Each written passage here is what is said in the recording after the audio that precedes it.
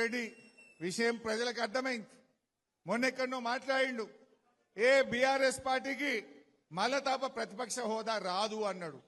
నిజమే కదా, మనకు ప్రతిపక్ష హోదా ఎందుకు, పాలకుల పక్ష హోదా రాబోతా ఉంది. ప్రతిపక్ష హోదా రాదు, పాలక పక్ష హోదా వస్తుంది. నీకు నీ పార్టీకి డిపాజిట్లు గల్లంతైతే గుర్తుపెట్టుకో రేవంత్ రెడ్డి అంటున్నా. ఈ మధ్య మీరు గమనించి ఉంటారు, ఢిల్లీలో ముఖ్యమంత్రి కేజ్రీవాల్ ఓడిపోయిండు, ఆయన ఎమ్మెల్యేగా ఓడిపోయిండు, ఆయన పార్టీ ఓడిపోయింది. బెంగాల్లో పోతే మమతా బెనర్జీ గారు ఎమ్మెల్యేగా ఓడిపోయిండు, ఆయన పార్టీ ఓడిపోయింది. తమిళనాడు పోతే స్టాలిన్ ముఖ్యమంత్రి ఎమ్మెల్యేగా ఓడిపోయిండు, ఆయన పార్టీ ఓడిపోయింది.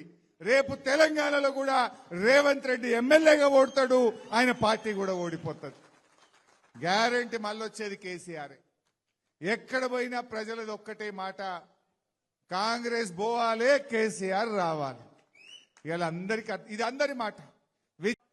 బీఆర్ఎస్ పార్టీకి మళ్ళా ప్రతిపక్ష హోదా రాదు అన్నాడు. నిజమే కదా, మనకు ప్రతిపక్ష హోదా ఎందుకు, పాలకుల పక్ష హోదా రాబోతా ఉంది. ప్రతిపక్ష హోదా రాదు, పాలక పక్ష హోదా వస్తుంది. నీకు నీ పార్టీకి డిపాజిట్లు గల్లంతైతే గుర్తుపెట్టుకో రేవంత్ రెడ్డి అంటున్నా.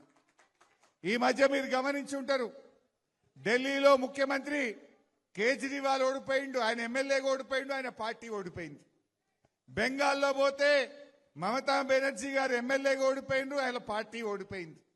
తమిళనాడు పోతే స్టాలిన్ ముఖ్యమంత్రి ఎమ్మెల్యేగా ఓడిపోయిండు, ఆయన పార్టీ ఓడిపోయింది.